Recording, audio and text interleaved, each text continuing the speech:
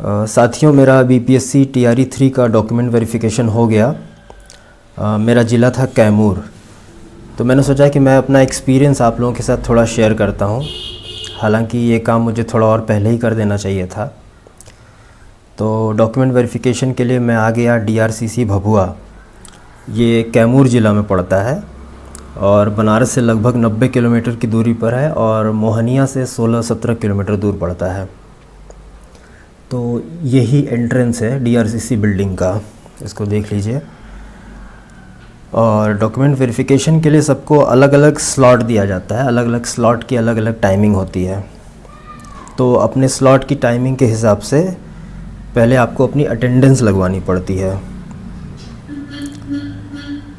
Attendance लगवाने के लिए आपको ओरिजिनल एडमिट कार्ड और आधार कार्ड की ज़रूरत पड़ती है, ये देखा जाता है। और ये जो काउंटर आप देख रहे हैं, यहीं से आपकी अटेंडेंस लगेगी। अटेंडेंस हो जाने के बाद आपको बायोमेट्रिक के लिए भेज दिया जाता है।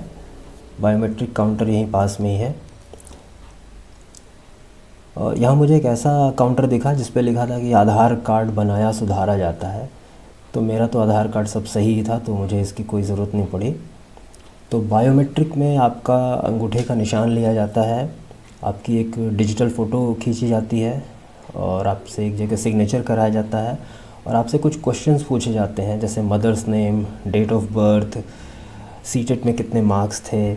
ये सारे क्वेश्चन इसलिए पूछे जाते हैं ताकि फर्जी कैंडिडेट्स का पता चल सके। लेकिन अगर कोई वास्तव में फ़र्जी कैंडिडेट होगा तो वो तो ये सारी तैयारियां पहले से ही करके आएगा, सब कुछ याद करके आएगा, तो इससे कोई फ़र्क नहीं पड़ने वाला है। अच्छा, ये फ़ाइल में जब आप डॉक्यूमेंट्स लगाएंगे तो उन डॉक्यूमेंट्स के साथ एक उसके ऊपर एक चेकलिस्ट भी लगानी पड़ेगी। और चेकलिस्ट तो मेरे पास थी नहीं, लेकिन डीआरसीसी ऑफिस के ठीक सामने एक छोटी सी दुकान थी, वहाँ से मुझे चेकलिस्ट मिल गई। तो इस चेकलिस्ट में आपको name, father's name, BPSC roll number, registration number, subject, mobile number, category, ये सारी चीज़ें लिखनी है।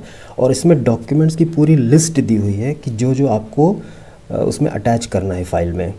तो और इसको सीरियल वाइज ही अटैच करना है। जैसे सबसे ऊपर है बीपीएससी रजिस्ट्रेशन फॉर्म, तो जो आपने फॉर्म फिलअप किया था फॉर्म भरते समय, उसका प्रिंट आउट और उसके आगे स्टेटस में टिक मार्क आपको लगाना है। फिर इसके बाद बीपीएससी का एडमिट कार्ड। फिर एक इन्होंने बड़ी अजीब चीज़ की थी कि बीपीएससी रिज़ल्ट लिस्ट पेज, मतलब जो रिज़ल्ट डिक्लेयर हुआ है और जिस पेज पे आपका रोल नंबर है उस पेज का प्रिंट आउट चाहिए था। तो वो तो मेरे पास नहीं था, लेकिन पास में एक छोटा सा साइबर कैफ़े मिल गया और साइबर कैफ़े का लड़का बहुत सही था, 5 रुपये में प्रिंट आउट करके मुझे दे दिया और डाउनलोड करके। तो बीपीएससी रिज़ल्ट लिस्ट पेज लगेगी। फिर बीपीएससी का डिस्ट्रिक्ट अलॉटेड लिस्ट, माने डिस्ट्रिक्ट अलॉटमेंट लिस्ट का जो पीडीएफ पेज है, पीडीएफ पूरी फाइल है, उसमें जिस पेज पे आपका रोल नंबर और आपका डिस्ट्रिक्ट अलॉटेड लिखा हुआ है उसका प्रिंट आउट वो लगेगा। फिर इसके बाद बीपीएससी का वाटरमार्क डाउनलोडेड डॉक्यूमेंट्स, जो वाटरमार्क वाले डॉक्यूमेंट्स हैं जो आपने डाउनलोडेड किए हैं, उनको डाउनलोड करके प्रिंट करके वो भी अटैच करना है। आधार कार्ड की फ़ोटोकॉपी। रेजिडेंस सर्टिफिकेट का मतलब कि डोमिसाइल सर्टिफिकेट, अगर आप बिहार के निवासी हैं तो बिहार का डोमिसाइल लगेगा, और अगर आप बिहार के निवासी नहीं हैं, अदर स्टेट के हैं, तो इसकी कोई ज़रूरत नहीं है। कैटेगरी सर्टिफिकेट भी बिहार के डोमिसाइल वालों के लिए ही इसकी ज़रूरत पड़ेगी, अदर स्टेट वालों के लिए, आउटसाइड बिहार वालों के लिए इसकी कोई ज़रूरत नहीं है। फिर सीटेट या एसटेट की मार्कशीट, और फिर matriculation certificate date of birth के लिए 10th का। अगर मार्कशीट और सर्टिफिकेट एक में ही है तो एक ही लगेगा, और अगर अलग अलग है सर्टिफिकेट और मार्कशीट तो दोनों अलग अलग लगेगा। फिर इंटरमीडिएट का सर्टिफिकेट, मार्कशीट अगर अलग अलग है तो अलग अलग लगेगा, एक में है तो एक ही में लगेगा। फिर ग्रेजुएशन का डिग्री और सर्टिफिकेट दोनों। फिर ग्रेजुएशन की मार्कशीट, मार्कशीट का मतलब फाइनल ईयर की मार्कशीट, और अगर डीएलएड है या बीएड है जो भी है तो उसकी डिग्री और उसकी मार्कशीट दोनों। अगर डिग्री नहीं मिली है तो प्रोविज़नल डिग्री। फिर उसके बाद पैन कार्ड की फ़ोटोकॉपी, और आपकी एक बैंक पास, आपका एक सेविंग अकाउंट होना चाहिए किसी भी पीएसयू बैंक में, सरकारी बैंक में।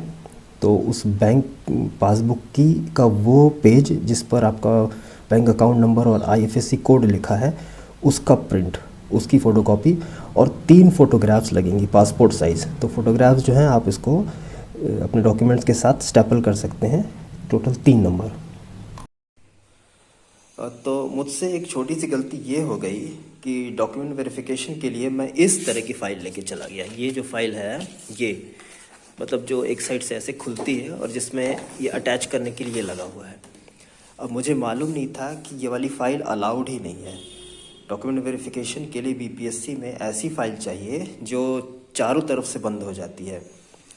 तो वो वाली फ़ाइल तो मेरे पास थी नहीं, लेकिन डीआरसीसी ऑफिस के सामने एक छोटी सी शॉप थी, तो वहाँ से मुझे 20 रुपये में वो फ़ाइल मिल गई और मुझे बहुत ज़्यादा इनकन्वीनियंस नहीं हुआ, काम हो गया मेरा। लेकिन मैं कह सकता हूँ कि ये थोड़ी सी जानकारी की कमी थी, इस वजह से मैं ऐसी फ़ाइल लेके चला गया था। तो जिस फ़ाइल के अंदर आप अपने डॉक्यूमेंट्स लगाएंगे, उस फाइल के ऊपर, सबसे ऊपर आपको ये लेबल भी चिपकाना होगा। तो ये लेबल भी आपको वहीं ऑफिस के बाहर की जो शॉप है वहाँ शॉप से मिल जाएगा, और इसमें आपके डिटेल्स, पर्सनल डिटेल्स लिखने होंगे, जैसे डीवी की डेट, स्लॉट कौन सा है आपका, 10 बजे का स्लॉट है, 3 बजे का स्लॉट है, 12 बजे का है, कौन सा है, फिर name, father's name, registration number, roll number, Aadhaar number. तो यही सारी डिटेल्स इसमें देनी है, इसको चिपका देना है ऊपर।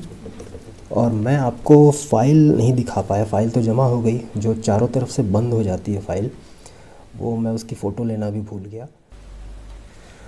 तो डॉक्यूमेंट वेरिफिकेशन प्रोसेस पूरा कंप्लीट हो जाने के बाद आपको एक एक्नॉलेजमेंट लेटर मिलेगा। तो इस एक्नॉलेजमेंट में आपके डॉक्यूमेंट्स के नेम लिखे होंगे और उनका वेरिफिकेशन स्टेटस होगा। तो इसमें जैसे लिखा है कि फाउंड करेक्ट, कोई कुछ लोगों का डाउटफुल कैटेगरी में भी डाल दे रहा है, तो डाउटफुल कैटेगरी वालों को फिर से दोबारा वेरिफिकेशन कराना होगा। तो ये जो आपको एक्नॉलेजमेंट लेटर मिला है, इसको आपको बहुत संभाल के रखना होगा, ट्रेनिंग जब तक आपकी ट्रेनिंग स्टार्ट नहीं हो जाती है तब तक। कुछ खाने का मन हो तो यहाँ एक चाय नाश्ते की दुकान भी है, प्यास लगे तो हैंडपम्प भी है, और मन करे तो गन्ने का जूस भी पी सकते हैं बाहर। और ये वही छोटी सी शॉप है जहाँ से मैंने फ़ाइल और चेकलिस्ट लिया था और प्रिंट आउट कराया था। तो डॉक्यूमेंट वेरिफिकेशन तो कंप्लीट हो गया। अब देखिए ट्रेनिंग कहाँ पर होती है, स्कूल कौन सा अलॉट होता है, जैसा भी होगा मैं आपको सारी इन्फॉर्मेशन देने की कोशिश करूँगा। Thank you, until next time.